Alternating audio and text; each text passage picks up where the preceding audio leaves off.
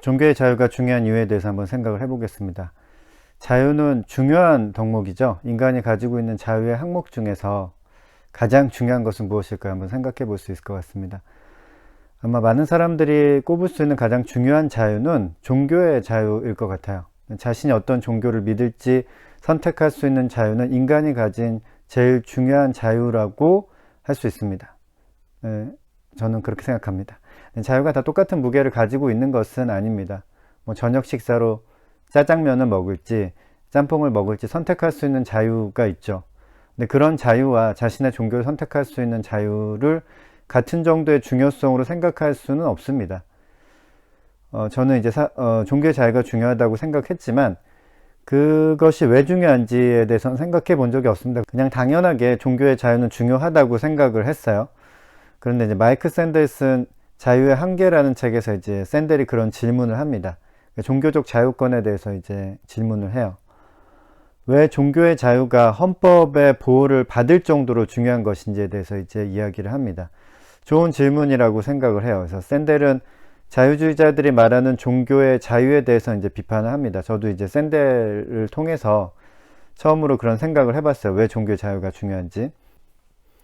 엄밀히 말해 자유주의자들이 환기시키는 존중은 종교 자체에 대한 존중이 아니다. 종교를 갖는 자아에 대한 존중, 자신의 종교를 자유롭게 선택할 수 있는 능력, 그 존엄에 대한 존중인 것이다.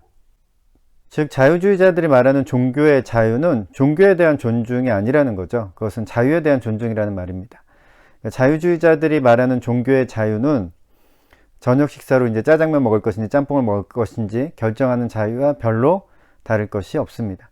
인간은 자유로워하기 때문에 종교도 선택할 수 있어야 한다고 이제 주장하는 것이죠. 그들의 주장은, 그러니까 자유주의자들의 주장은 왜 종교의 자유가 중요한지 설명하지 못합니다. 근데 샌델은 그런 점에서 이제 비판을 하고 있고요. 근데 샌델은 이런 식으로 종교의 자유를 옹호하는 사람들은, 그러니까 자유주의자들은 좋음보다 옳음을 앞세우고 있는 것이라고 말합니다. 좋음과 옳음을 구별을 해요.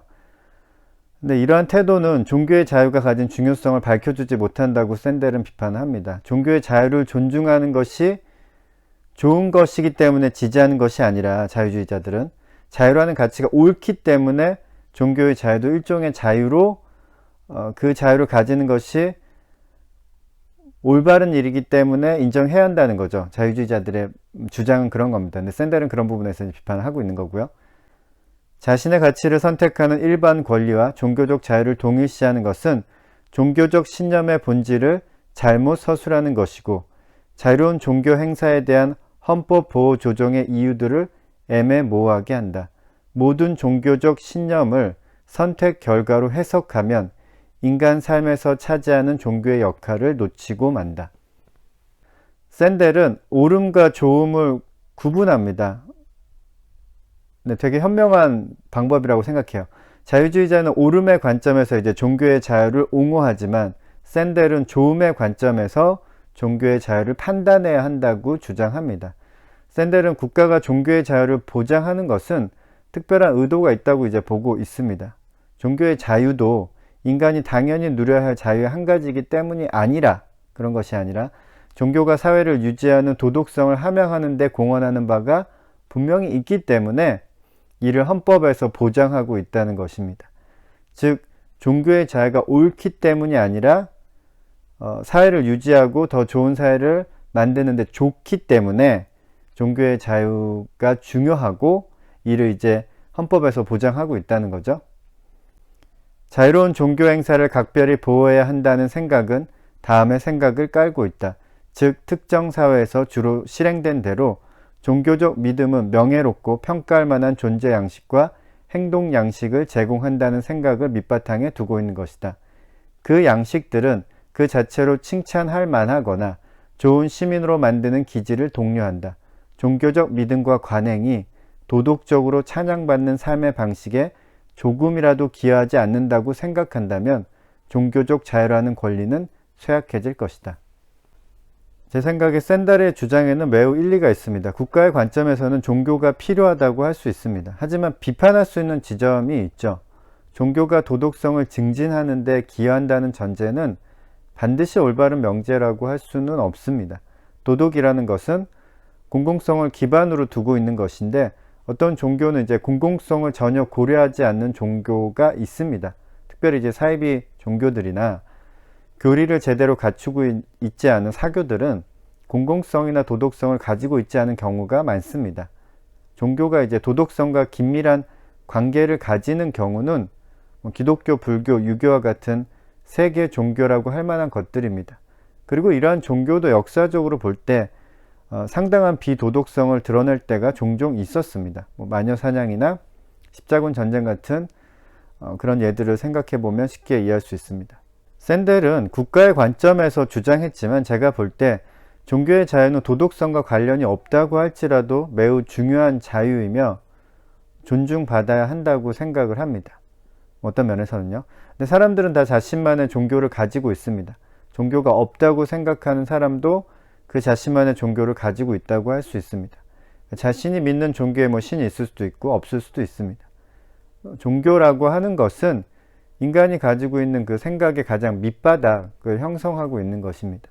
그것을 믿음이라고 하죠. 좋은 단어인 것 같아요. 믿음이라고 하는 것, 밑에 있는 대전제와 같은 것이죠. 믿음은 세상을 보는 렌즈와도 같은 것이고 수학의 공리와도 같은 것입니다. 믿음의 밑에는 사실 아무것도 없습니다. 그 말은 이 믿음의 밑에는 논리적인 증거가 좀 부족하다는 말입니다. 인간은 자신이 가지고 있는 생각에 대한 근거를 가지고 있습니다. 왜 때문이죠? 항상 생각을 하죠. 왜 그런 생각, 왜 그런 행동을 하는지 나름대로 이제 근거를 가지고 있다는 것입니다. 어렸을 때 경험이나 어렸을 때 들은 말, 그런 걸 통해서 그런 생각과 행동을 가질 수도 있습니다. 자신이 읽은 책이나 주변 사람, 존경하는 인물로부터 영향을 받아서 특정한 생각과 행동을 가질 수도 있습니다. 그러나 가장 밑바닥에 있는 것은 그 밑에 아무것도 없다는 얘기인데 아무런 근거를 갖지 못합니다. 아무런 근거라고 하면 좀 그런데 어쨌든 별다른 근거를 갖지 못합니다. 제가 볼 때 그 종교의 자유란 그 기초를 선택하는 것입니다. 사람이 어떻게 세상을 바라보고 어떤 세상을 살아갈 것인지 가장 중요한 대전제를 선택할 수 있는 자유가 있는데 그것이 바로 이제 종교의 자유라고 생각을 합니다. 그런 면에서 이제 종교의 자유는 가장 중요한 자유죠.